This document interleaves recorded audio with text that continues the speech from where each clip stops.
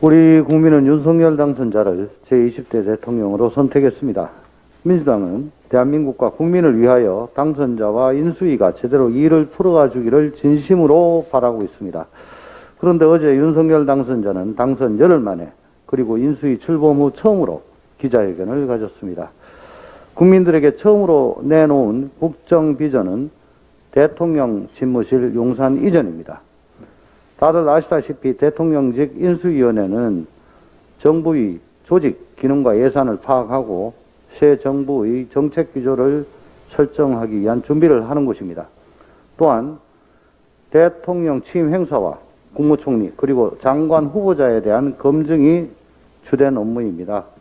다시 말해 새 정부의 조직과 예산, 정책 기조를 준비하는 조직입니다.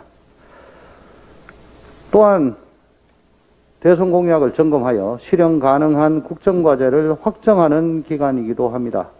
수많은 대선 공약 중 경중과 완급을 따져 임기 개시 첫날부터 어떤 사업을 추진할 것인지를 준비하는 기간이고 국정과제의 우선순위를 정하는 기간입니다. 벌써 임기 시작 전 60일 중 열흘을 보냈습니다. 하지만 윤석열 인수위가 열흘간 몰두한 유일한 것은 대통령 집무실 이전, 집무실 인테리어, 집무실 이사 비용입니다. 그리고 그 열흘간 윤석열 당선인과 인수위 핵심 관계자들이 던진 화두는 온통 이명박 전 대통령을 사면하자, 민정수석실을 폐지하려고 한다. 특별감찰관제를 도입하겠다. 여성가족부는 폐지하겠다. 검찰총장 스스로 사퇴해라.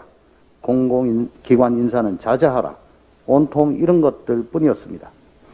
과연 이런 것들이 국민들께서 먹고 사시는데 얼마나 중요하고 얼마나 시급한 것인가 묻고 싶습니다.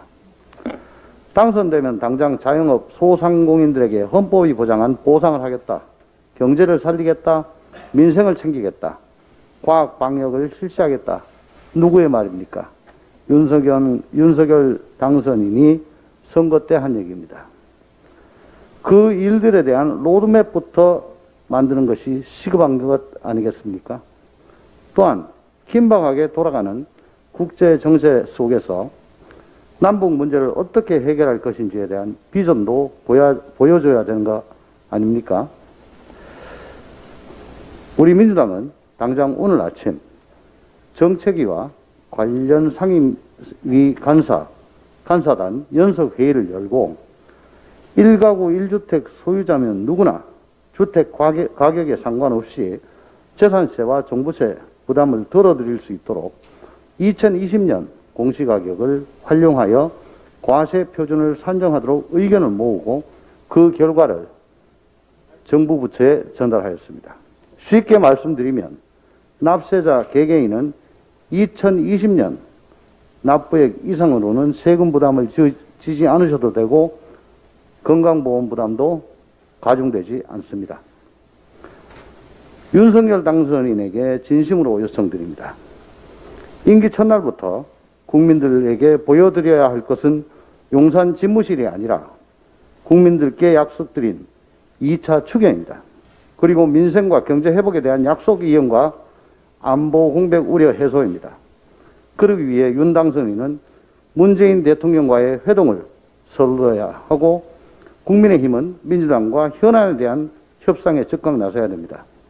우리 민주당은 당선인과 인수위에 적극 협조할 준비가 되어 있습니다. 그러나 보여주기식 대통령 집무실 이전 같은 것이 아니라 당장 국민이 먹고 사는 문제와 국민 통합에 꼭 필요한 정치개혁 그리고 안보 공백 우려를 해소하는 것이 우선입니다. 임기를 시작하기도 전에 국민들에게 실망을 주는 대통령 당선인이 되지 않기를 바랍니다. 감사합니다.